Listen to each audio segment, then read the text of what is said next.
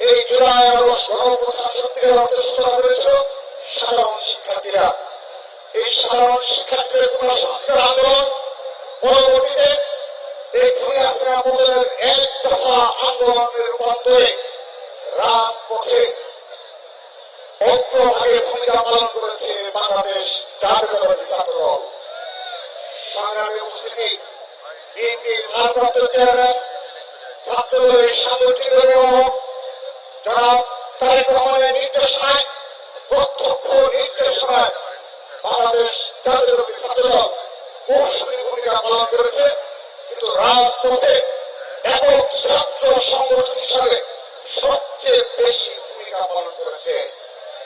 প্রিয় উপস্থিতি, 16 জুলাই 2024 রংপুর আবু সাইদ এবং চট্টগ্রামে শহীদ ওয়াসিম শাহজাদ বরণ